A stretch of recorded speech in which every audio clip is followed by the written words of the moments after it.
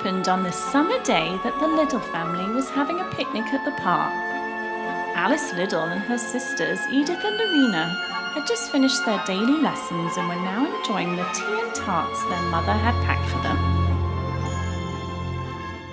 Alice, however, was beginning to get very tired of sitting by her sisters, who often went about by themselves anyway, speaking their own secret twin language and spouting nonsense that Alice didn't understand. So instead, she often went by herself. Her imagination was her play garden.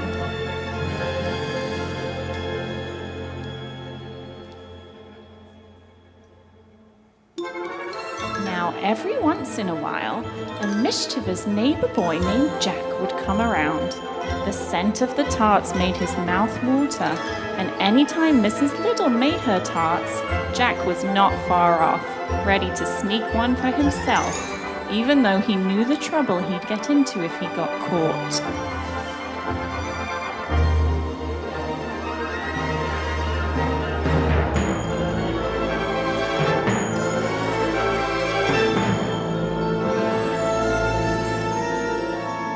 Mrs. Liddle was a respectable woman, and she did not approve of thievery. She kept a close eye on her girls and a closer eye on Jack, whom she knew had a penchant for nicking tarts.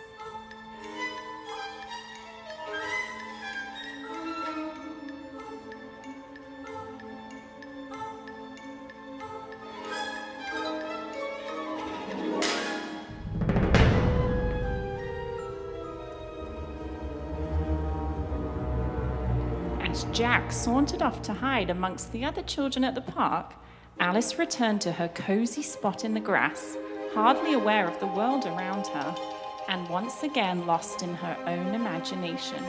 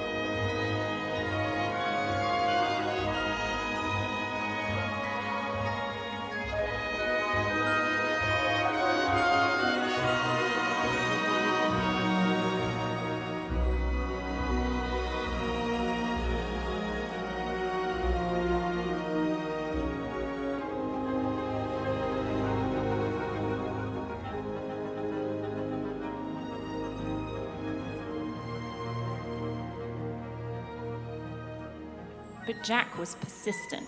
He waited until no one was looking to slink back to the picnic basket where the tarts were kept. If I can only sneak one, he thought, no one would mind.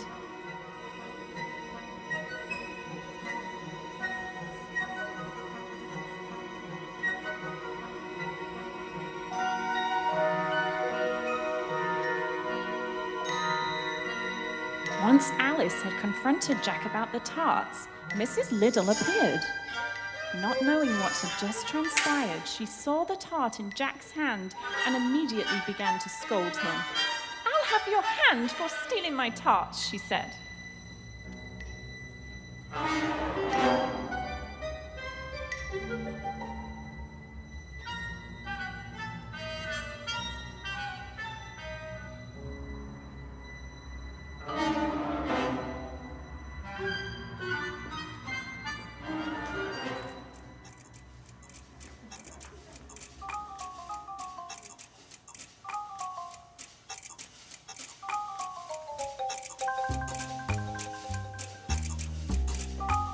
In all the hustle and bustle, something caught Alice's eye. Wriggling and scampering about the rose bushes was a white rabbit. Suddenly, Alice heard the rabbit say, I'm late, and then proceed to take out a watch from its waistcoat, look at it, and hurry off. Alice could not believe her eyes and wondered if they were playing tricks on her.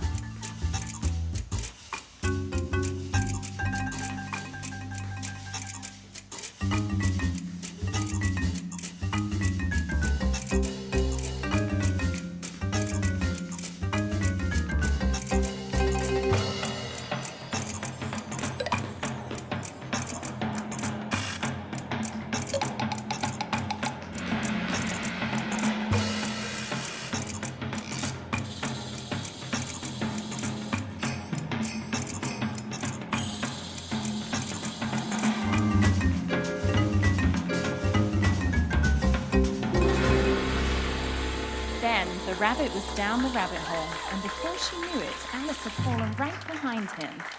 Down, down, down. Would this fall never end?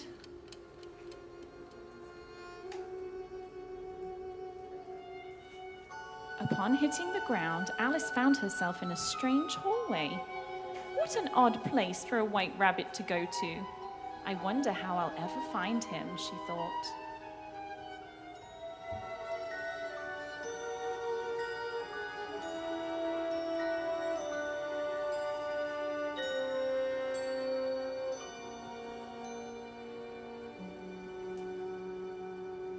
The only thing she could find was a tiny door, which she knew she could never fit through. If only there were a way to fold up like a telescope, she sighed. I might never get out of here.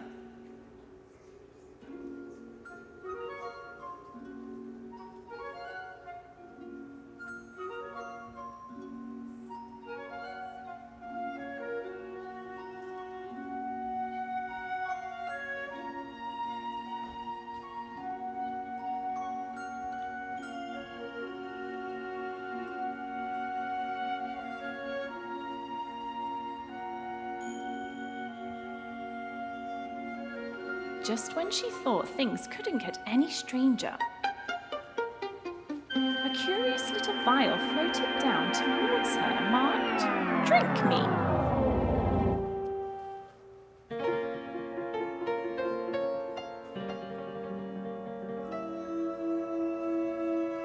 Then a little cake popped out, marked, "Eat me."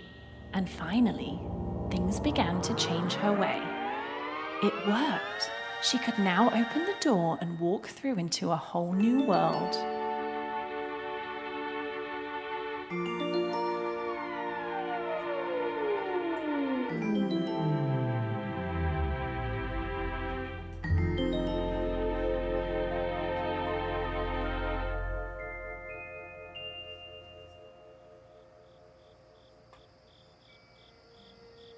Alice stepped into the strange, colorful new land. How in the world had she ended up here? She could not see the white rabbit, but was curious and determined to find him somehow. So onward she went into this new wonderland, stumbling in what appeared to be a huge garden bed.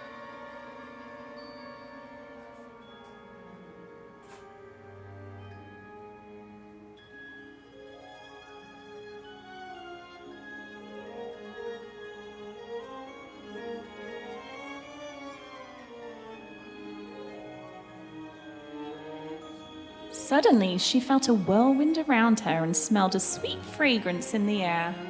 Out of nowhere, the flowers began to move as if they had a life of their own.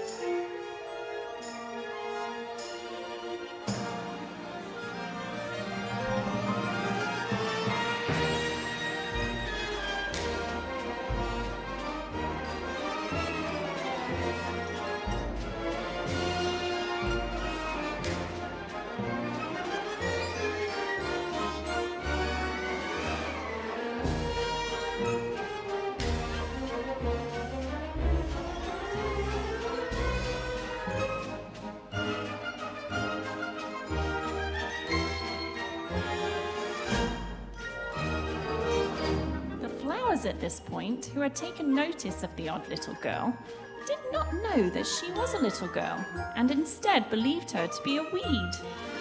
Immediately they began to toss her about, aiming to expel her from their garden bed as quickly as possible.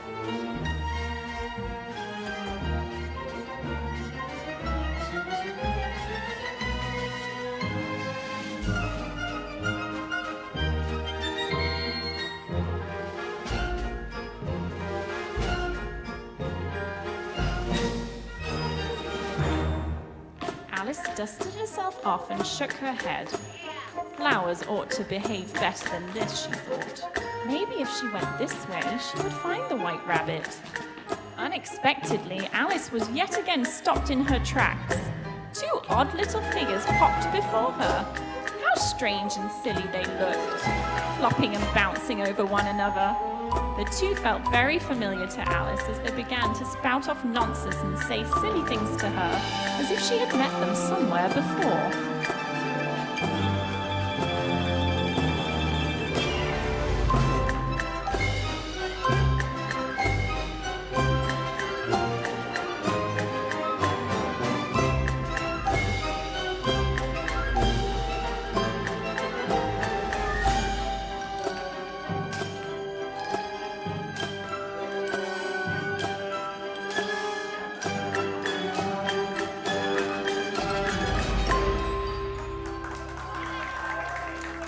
While Tweedledee and Tweedledum continued to banter with each other about carpenters and walruses, Alice quietly managed to tiptoe away from them. But it wasn't long until she was met by another strange creature.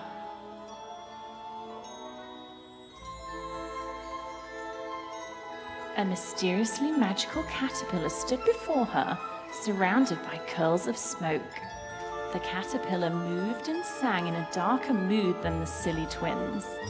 Alice wondered if he might know where the white rabbit had gone.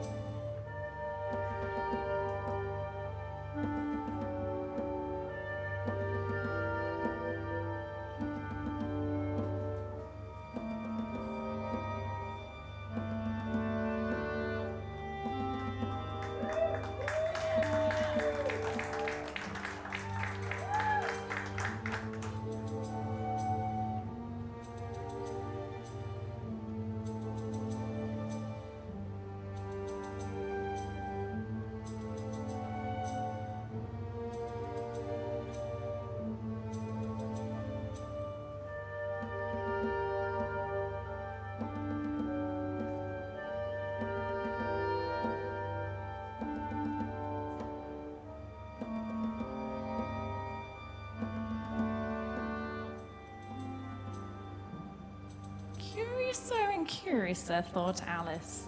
That caterpillar gave stranger advice than the two silly boys did. What nonsense! That white rabbit had to be around somewhere. Oh my, thought Alice, and who is this?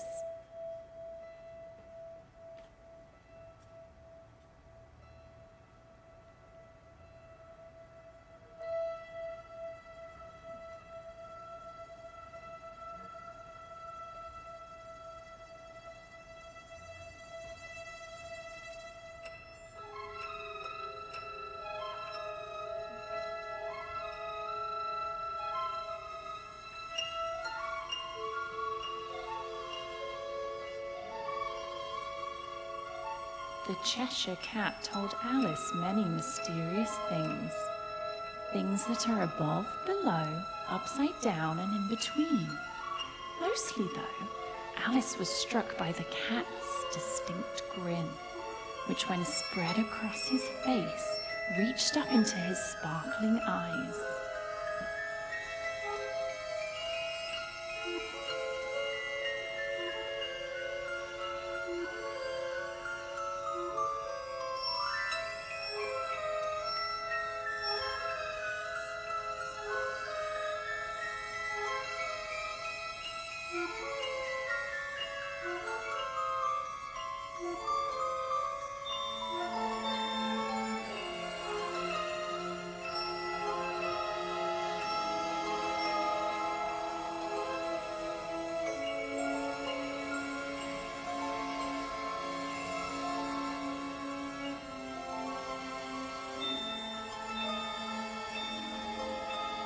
And even though he appeared to be quite mad with his sideways questions and purple stripes, he told Alice a bit of advice.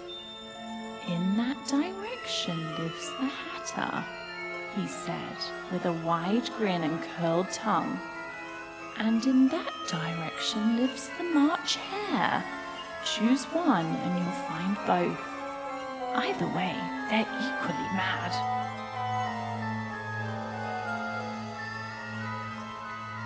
"Find the Mad Hatter, but I don't want to go about mad people," said Alice. The Cheshire Cat chuckled as he floated away.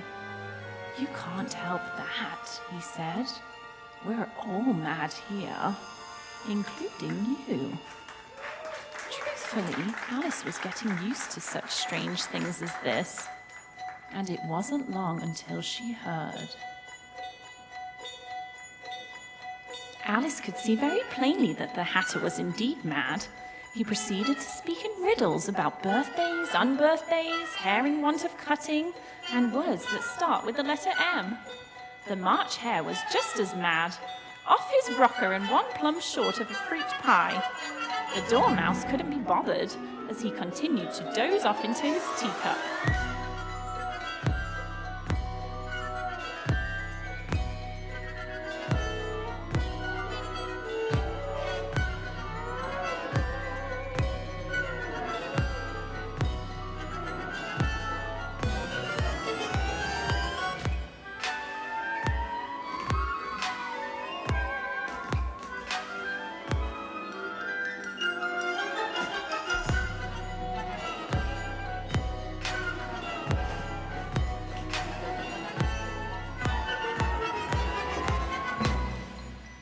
Alice tried to make reasonable conversation, but when she asked for a half cup of tea, the March Hare proceeded to cut her teacup in half, spilling all its contents onto the table.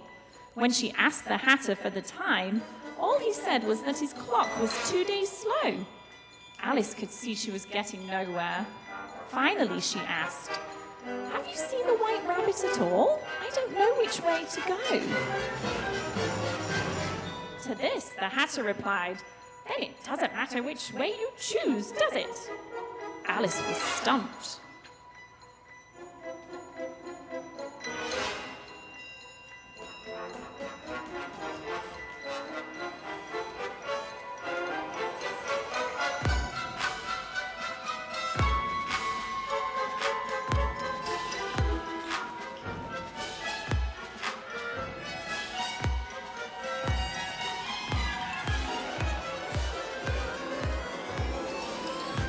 Alice almost missed it. The White Rabbit suddenly before her. She tried to thank the Hatter and the Hare for the tea, even though she hadn't managed to drink any, but they were too busy trying to stuff Dormouse into a teapot. "Mr. Rabbit, wait!" cried Alice. She began to follow him.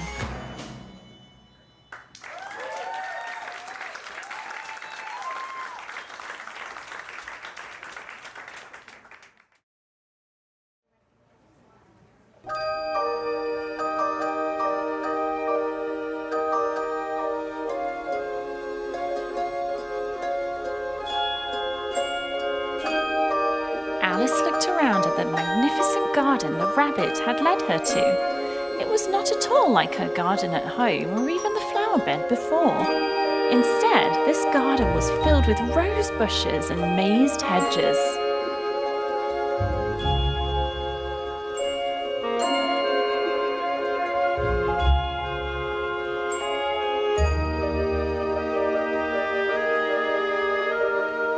Alice then heard some funny noises behind her. When she turned around, she saw cards, playing cards, mumbling and grumbling about white roses and somebody's head coming off.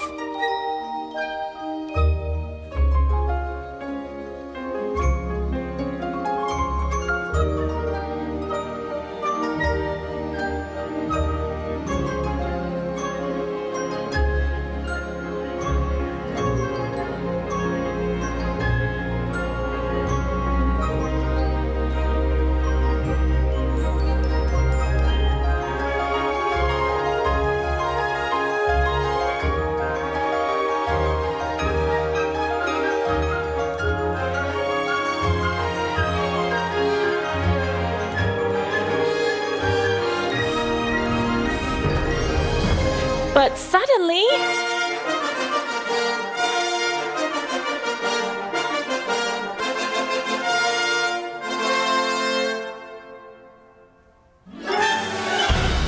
it was the Red Queen herself, in all her severe, haughty splendor.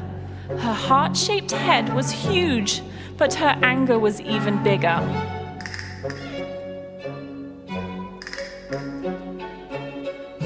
The cards knew this and threw themselves flat on the ground before her. "Who painted these roses red?" snarled the Queen. "Off with his head!"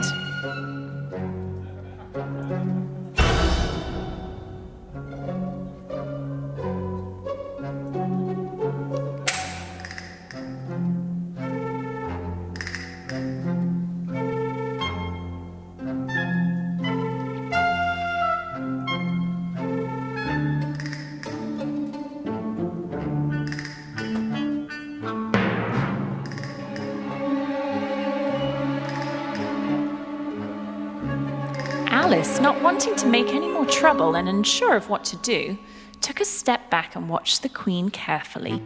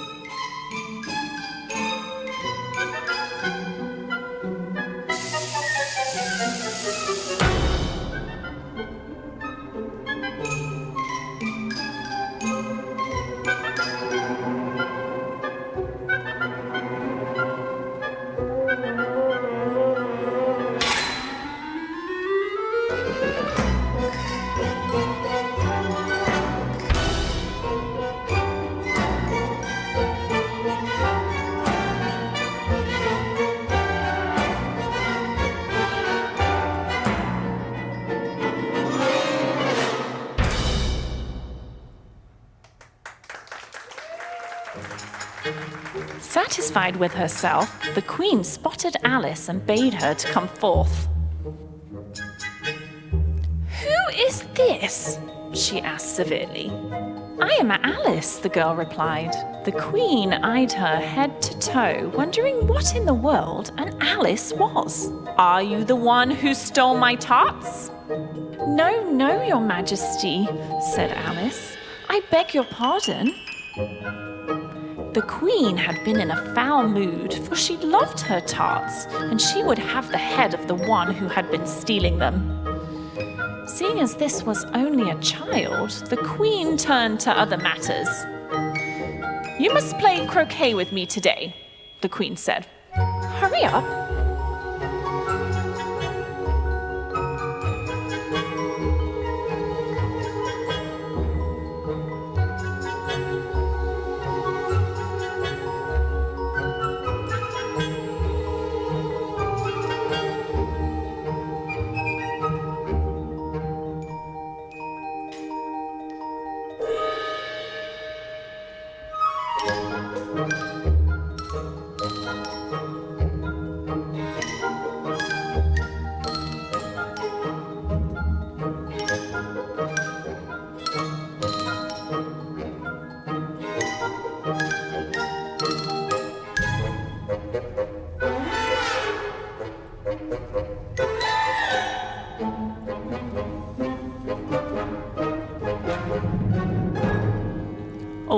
for the Queen, except Alice, who suddenly noticed a strange figure lurking about.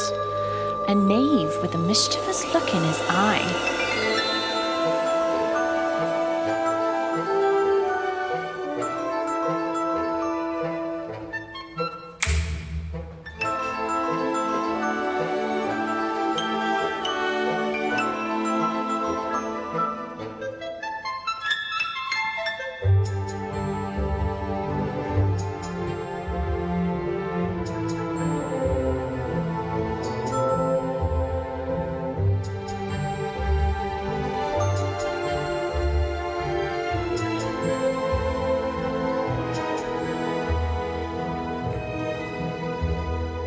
What nonsense, Alice said to herself while the others cheered once again for the Queen. As she said this, however, the red knave reappeared, with a curious smattering of red jelly across his lips.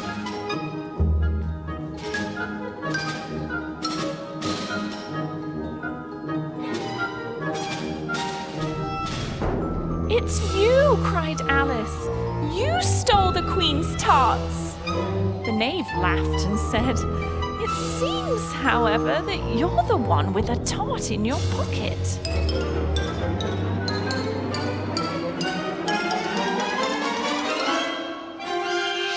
The Queen heard the knave, and her heart-shaped head began to turn the brightest shade of red.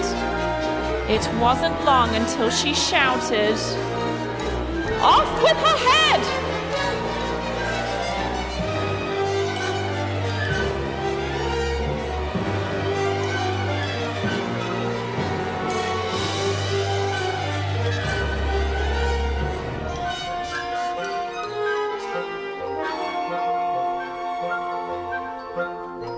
The White Rabbit stepped forward.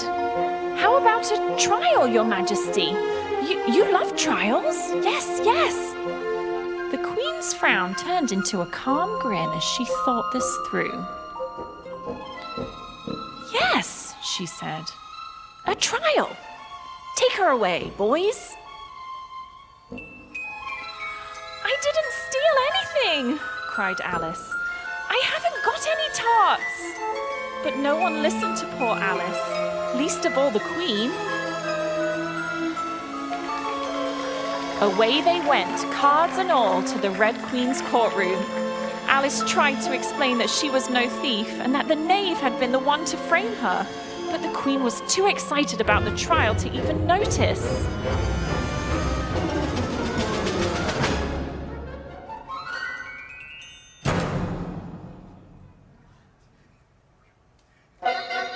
"Order! Order! Here, here, now, gather round! The Queen will have order! Bring out the witnesses!" the White Rabbit insisted. "Bring out the Tweedles!" Tweedledee and Tweedledum flipped and flopped forward, but their testimony against Alice fell short, as they didn't even really know what they were doing there in the first place.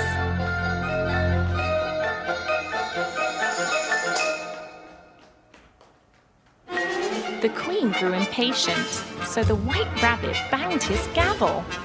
"Next! Next! Bring out the Hatter! The Hatter, I say!"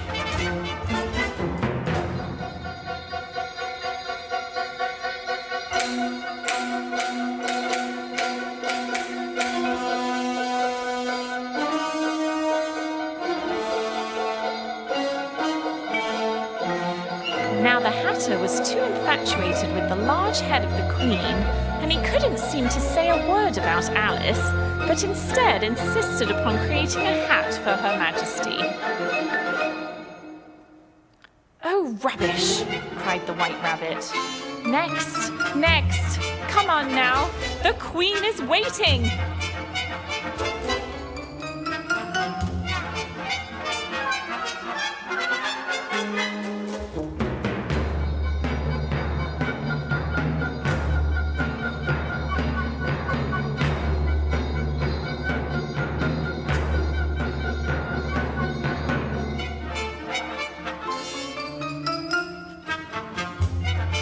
The two mysterious creatures slunk forward, and instead of indulging the Queen's court in her trial, they decided to bob and weave between each other, slowly but surely deepening the Queen's agitation.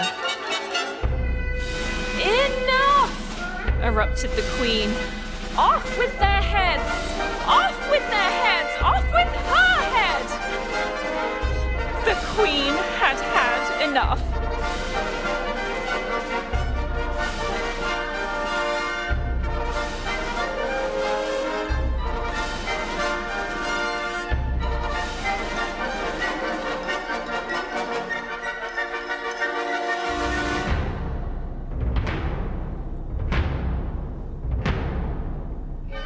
Alice decided she was not afraid. She stepped right up to the enraged Queen and stamped her foot. "Enough!" Alice shouted. "I've had enough of this nonsense. I have traipsed through gardens with obnoxious flowers, pranced with tweedles, danced with caterpillars and silly cats, and painted roses red of all things.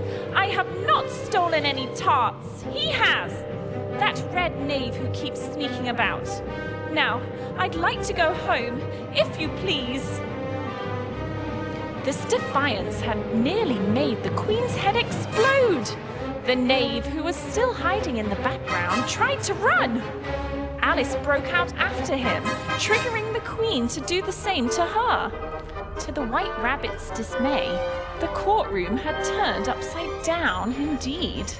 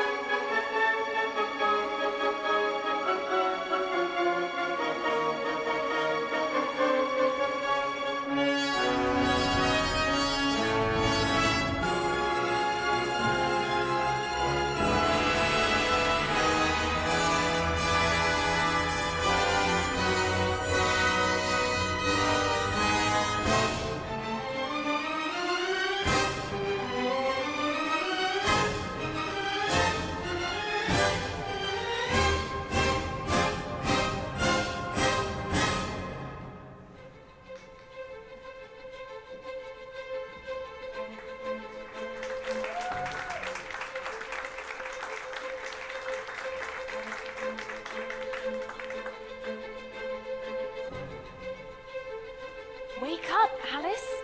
Wake up!" The voices pushed her forward, and all of a sudden Alice felt as if she had woken from a long, deep sleep, from a very curious dream.